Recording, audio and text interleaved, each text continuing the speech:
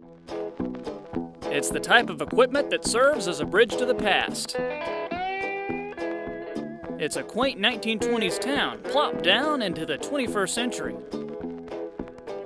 You can't talk about agriculture in Mississippi and the history behind it without including the Mississippi Agriculture and Forestry Museum. They've been giving folks a glimpse into the agricultural lifestyle since 1983. The museum receives 130,000 to 150,000 visitors every year. Agriculture enthusiasts from all over the world stop in Jackson for a step back in time and an experience you won't get anywhere else. I was talking with an ag pilot a couple months ago who's from Israel.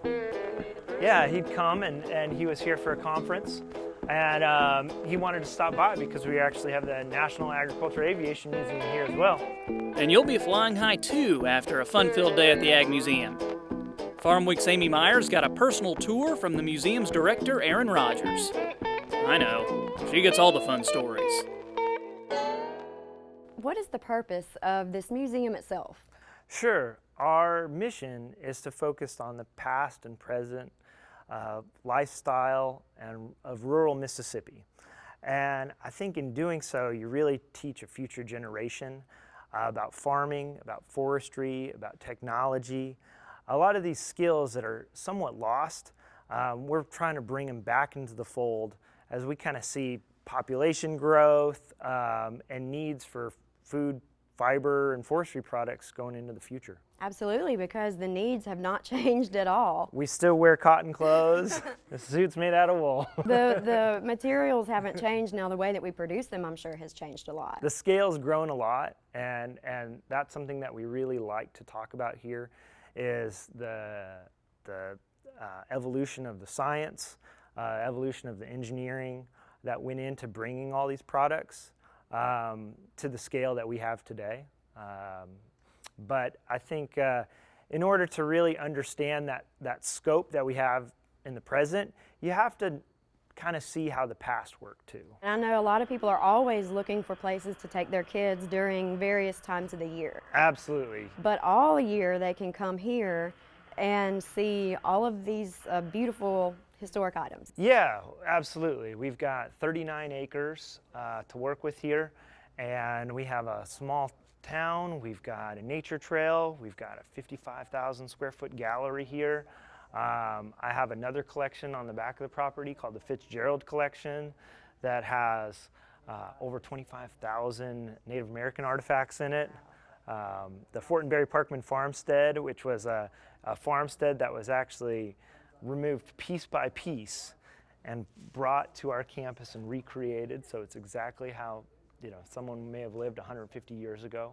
And so, that's one of the beauties that I find of this place is that the sheer size of us lets us really demonstrate how a lot of these products are developed and how a lot of them are made from the rough products.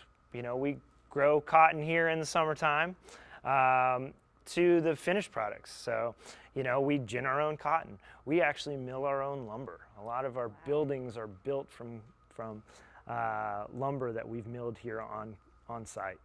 For the museum, it's a mission that isn't confined to the ground. Here we are in the National Agriculture Aviation Museum. I think it's really important to show a lot of these industries.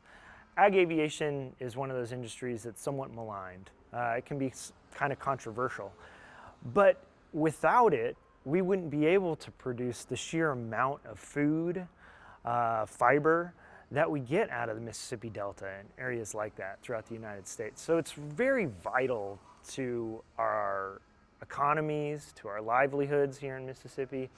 And the more people know about it, the less that they find the controversy in it. And that's the way I like to kind of present a lot of the stuff that we do here. All these planes have been donated. All the artifacts that we have out here have been donated over the years.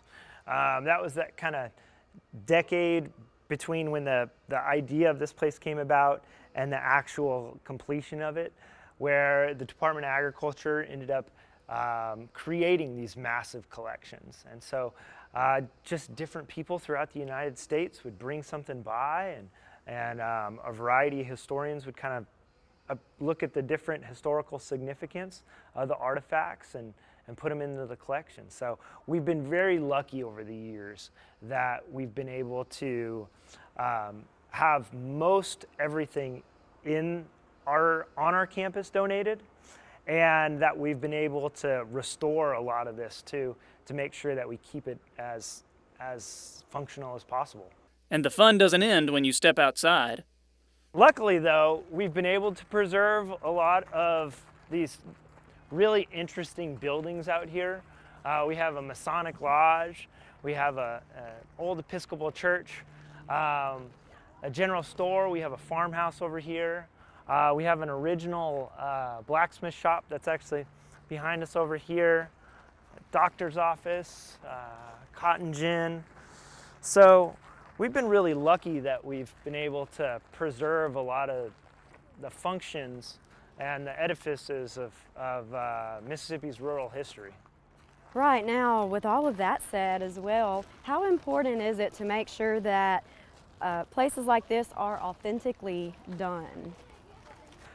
I think one of the most important aspects of some of the demonstrations that we do is teaching people that there was a skill to everything, regardless of whether you were a laborer or you were a blacksmith or you were a shopkeeper.